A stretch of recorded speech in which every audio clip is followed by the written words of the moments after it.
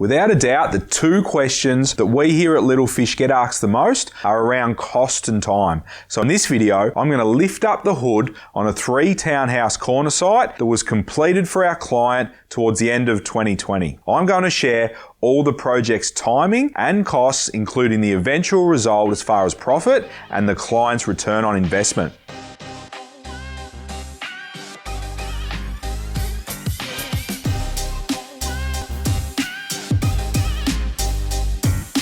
Let's get into it. Hey guys, Peter Kelly here from Little Fish Property Developments, helping you maximize the value of your land and generate wealth through low-risk residential development projects. On this channel, we share everything you need to deliver successful projects time and time again. So if you're new around here, make sure you hit the subscribe button and turn the bell notifications on so you don't miss a thing.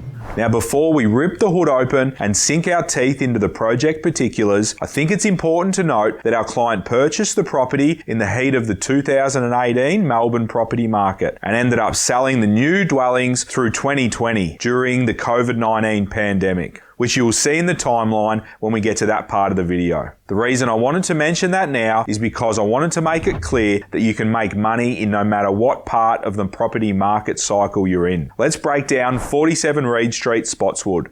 It was a 3-townhouse corner site with a north-south orientation. It was approximately 584 square metres of land with a northern frontage of about 16.5 metres and an eastern frontage of about 36 metres. I also want to point out that the western neighbour's setback was approximately 9 metres. If we were to abide by the setback regulation and meet our neighbour at that 9 metres setback, it would have been really hard to achieve the development that we did. Thankfully, we were able to work closely with council and our town planner to successfully argue a reduction in setback back to 6 metres, which was a huge result for the overall development.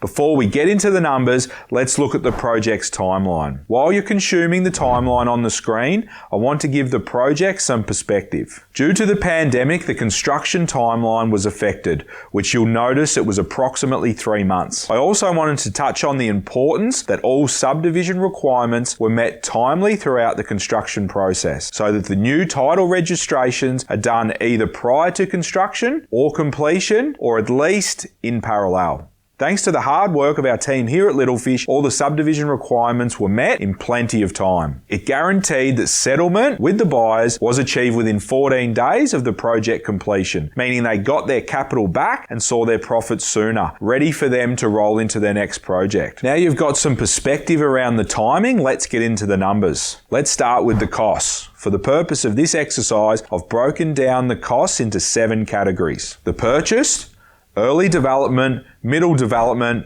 construction, marketing, holding, so bank interest and bank fees, and completion stage.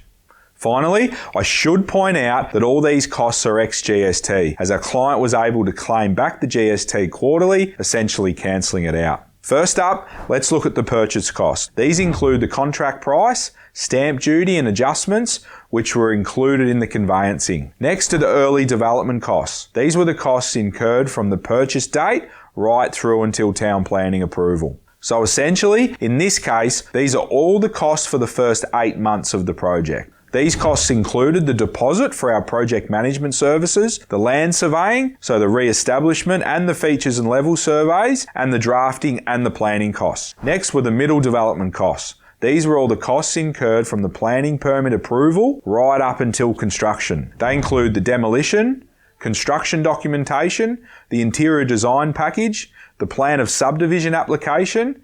It also includes the new power pit that was required and all the service connections such as NBN, telecommunications, and the new water connections also.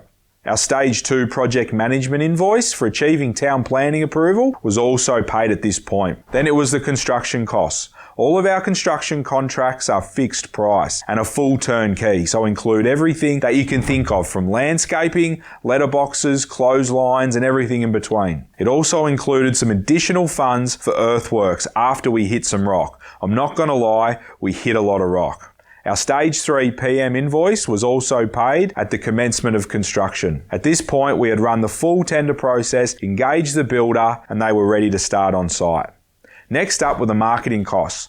These were some minor costs for marketing assets to support the sales campaign. It included some 3D renders, the hoarding, the marketing banner, and also a custom brochure designed and printed. Next was the bank interest or holding cost. For the project, the client was able to have the bank interest capitalized, which essentially meant that the interest was accrued over the lifetime of the project and then was paid in full on completion. So when the loan was closed out. And finally, we had some completion costs, which included the agent's sales commissions and portal listings such as realestate.com and domain, which were also paid at the settlement of the 3 sales. There was also the open space contribution because it was a 3-townhouse site, some minor settlement costs for the solicitor, and the final stage 4 payment of the project management services. As shown on the timeline earlier, in this video, all 3 properties were sold off the plan and the new titles were registered timely. So the properties were able to be settled with the buyers within 14 days of the builder issuing the certificate of occupancy. If your goal is to maximize your financial return, then this is exactly how you want the end of your project to go. The key is to settle with your buyers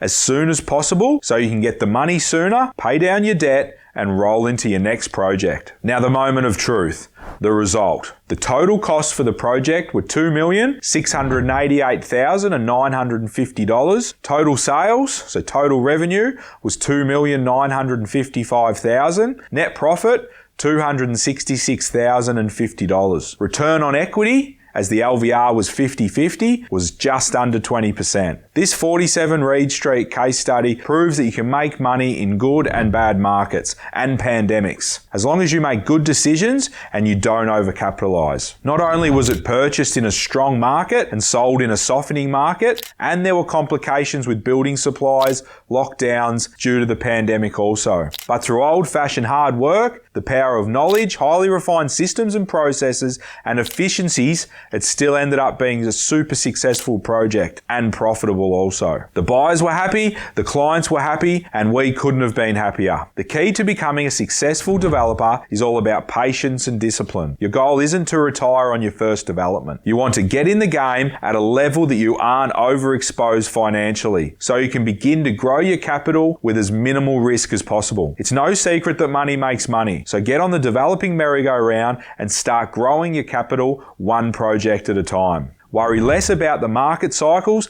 and focus more on learning, relationships, networks, and efficiencies, things you can control. Because if you do, you'll look back on your journey and in 10 years' time or so, you'll be able to appreciate how good it's been to you.